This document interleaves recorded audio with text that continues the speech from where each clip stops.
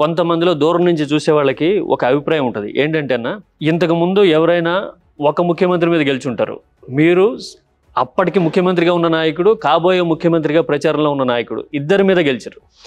కొంతమంది just like that ఆయన giant killer అనేస్తారు. కానీ ఇప్పుడు మీరు చెప్తున్న దాని ప్రకారం చూస్తే నాకు ఈ వెదురు విత్తనం గురించి గుర్తొస్తూ ఉంది. వెదురు విత్తనము సడన్గా మొలకెత్తి పైకి రాదు, ముందు గ్రౌండ్ వర్క్ చేసి నేలలో ఉన్న సారాన్ని లవణాలని పీల్చుకొని పని చేసిన తర్వాత పైకి వస్తుంది అండి. బహుశా మీకు ఆ పనితీరు, ఆ రకమైన అవగాహన ఇప్పటికీ మీకు వర్కౌట్ అవుతున్నట్టుంది. ఇదంతా ఒక కోణం అన్న. మరి ఇద్దరిని ఓడించి గెలిచిన తర్వాత మీ మీద ఒత్తిడి ఉండాలి. అంచనాలు కావచ్చు, ప్రచారం కావచ్చు, లేకపోతే కనుక మీడియా హైపు ఇవన్నీ క్రియేట్ అయ్యి ఉండొచ్చు. తొలి ఏడాది వీటన్నిటిని మీరు ఎట్లా ఫేస్ చేశారు? ఏదున్నా మైండ్ సెట్ ప్రోగ్రామ్ అన్న. సైకలాజికల్గా మనము బ్యాలెన్స్గా ఉన్నామా లేదా, ఒకరు పొగిడితే పొంగిపోవడము, ఒకరు తిడితే కుంగిపోవడం అనేది నాయకుని లక్షణం కాదు. ప్రాక్టికాలిటీకి దగ్గరగా సహజ సిద్ధంగా అక్కడ ఉన్న సమస్య పట్ల అవగాహన ఉండి, అవతల వాడు పొగుడుతున్నాడు అది నిజమా కాదా, అవతల వాడు తిడుతున్నాడు అందులో తప్పు ఉందా లేదా అని చూసుకున్నాడు నాయకుడిగా ఎదుగుతాడు. పొగడగానే ఛాతి 24 ఇంచులు పెరగగానే కాదు, తిట్టగానే కుంగిపోతే నాయకుడు కాదు. ఇక్కడ ఏ వ్యవస్థ అయితే 52 మంది మేము పనిచేసినరో, ఏ గెలుపైతే కారణము, మూల స్తంభము, మూల బిందువులు అయినటువంటి ఈ 52 మంది మొదటి నుంచి ఒక ఆలోచనను వాళ్ళను ప్రేరేపితం చేయడం జరిగింది. ఎవరు మాట్లాడకపోయినా, మనం పోయి మాట్లాడిస్తే మనకు మర్యాద ఇవ్వకపోయినా, మనల్ని చులకనగా చూసినా, మాట్లాడకపోయినా, నిర్లక్ష్యం చేసినా డిమోరల్ కావద్దు.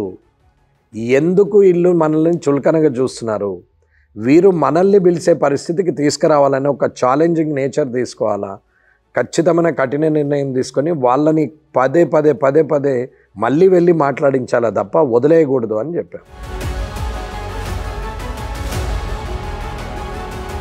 ఆ ప్రజలకి సర్వీస్ చేయాలని అనుకుంటున్న మన కాన్సెప్ట్ ఏదైతే ఉందో, రాజకీయ మార్పు రావాలి, పబ్లిక్ కరప్ట్ కాదు, లీడర్లే కరప్ట్ అని చెప్పేసి ఏదైతే నినాదం ఉన్నదో, ఆ నినాదాన్ని నిజం చేయాలి అని అంటే మనం గెలవాలి అంటే ప్రజల దగ్గరికి వెళ్ళాలి.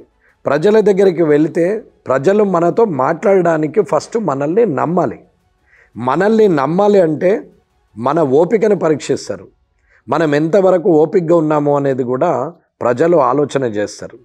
ఏ నిర్లక్ష్యం నుంచి అయితే మన ఓపిక మొదలవుతుందో అతను మనల్ని గౌరవించే స్థాయికి తీసుకుపోతుంది అని చెప్పి మొదటి రోజు నుంచి చెప్తూ పోయాం. కాబట్టి 2 రోజులు, 3 రోజులు, 4 రోజులు అలాగే పోయారు, ఇబ్బంది పడ్డారు. 5వ రోజు ఆటోమేటిక్గా ఏమన్నా రండి కూర్చోండి అని ఇంట్లోకి పిలిచే పరిస్థితి వచ్చింది. అర్థం చేసుకున్నాను.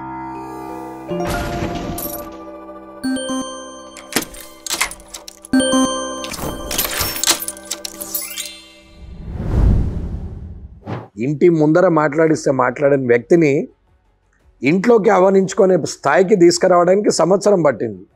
ఈ సంవత్సర కాలంలో నెలలో కనీసం ఒక 30 సార్లు నుంచి 40 సార్లు కనిపించుంటారు ఆ మనిషికి.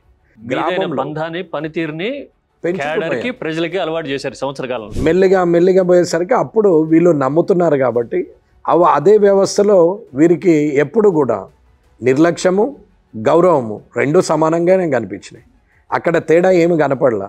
వీళ్ళ ఆలోచన ఎంతసేపటికి ఇంకేం చేయాలి, నమ్మిన వ్యక్తికి ఇంకేం చేస్తే ఆ నమ్మకాన్ని నిలబెట్టుకుంటామనే ఆలోచనే తప్ప వెనక్కి తిరిగి ఈయన నేను ఆనాడు మాట్లాడనీయలేడు, ఇవాళ నేను చూసుకుంటా అనే ఆలోచనలో ఏమీ లేదు.